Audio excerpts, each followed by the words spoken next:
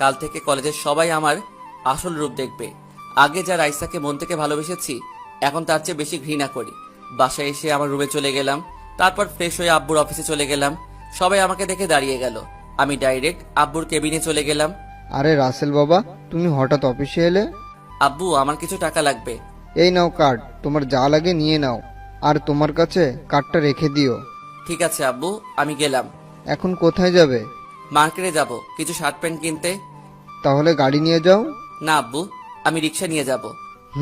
তোমার যেমন খুশি। আচ্ছা, তাহলে আমি যাই। ঠিক আছে, যাও, সাবধানে যাবে। তারপর আমি অফিস থেকে বাইরে এসে একটা রিক্সা নিয়ে মার্কেটে চলে গেলাম। মার্কেট শেষ করে বাসায় চলে আসলাম। তারপর দুপুরের খাবার খেয়ে এসে শুয়ে পড়লাম। বিকেলে ঘুম থেকে উঠে ফ্রেশ হয়ে খেলার মাঠে চলে আসলাম। সবাই বলল, অনেক পরে আসলি কেন? কোনো রকম কথা কাটিয়ে দিলাম। খেলা শেষ করে বাসায় চলে আসলাম। রাতে কিছুক্ষণ পরে খাবার খেতে চলে গেলাম। আব্বু, আমি কালকে গাড়ি নিয়ে কলেজে যাব। এই রাসেলের আম্মু, দেখো তো, রাসেলের মনে হয় কিছু হয়েছে।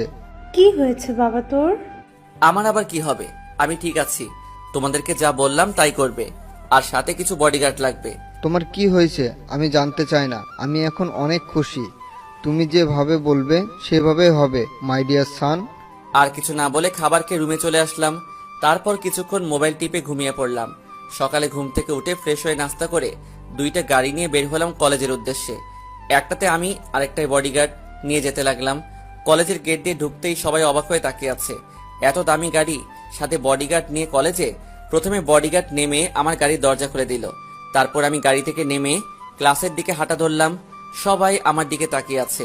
সবাই ভাবতে লাগলো, আমার এত কিছু থাকতে আমি প্রতিদিন রিক্সা নিয়ে কেন আসি? হঠাৎ রাইসার দিকে চোখ গেল, আমার দিকে এক নজরে তাকিয়ে আছে। হয়তো ভাবছে ছোট লোক, হঠাৎ করে এত পরিবর্তন হলো কিভাবে? তার এত কিছু থাকতে আমাকে কেন বলল? তার বাবা অফিসের কর্মচারী। আমি ডাইরেক্ট গিয়ে রাফিয়ার, জয়, রিয়া তাদের সাথে বসলাম। বন্ধুরা আমার দিকে তাকিয়ে আছে। কিরে, কেমন আছিস? আপনি কে ভাই? ওই শালা, আমার সাথে মজা করিস? তুই আমাদের কাছে সত্যিটা লুকালি কেন? জয়, ঠিক বলেছিস। ও ব্যাপার না, আমি চাই তোরা আমাকে ভালোবাসবি, আমার টাকাকে না। আমি তোদের মতো বন্ধু পেয়ে অনেক সার্থক। আমি আমার বাবার ক্ষমতায় চলতে চাই না, কিন্তু এখন দেখি টাকাই সব। টাকার কারণে ভালোবাসা চলে গেছে, তাই এখন রাসেল তার আসল রূপ দেখাবে। ওই রাইসাকে বুঝিয়ে দিব, টাকা থাকলে সবকিছু হয় না। সবই বুঝলাম, কিন্তু তুই এখন কি করবি? প্রথমে আগে ওই আসিফ ছেলেটাকে শাস্তি দিব, তার সব অপকর্ম সবার কাছে ফাঁস করব।